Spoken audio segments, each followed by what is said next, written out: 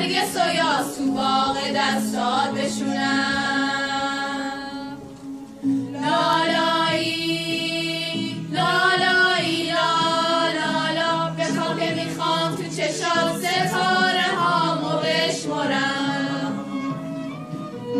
لالایی لالا لالا لالا پیشم بمون که تا ابد دنیا رو با تو دوست دارم.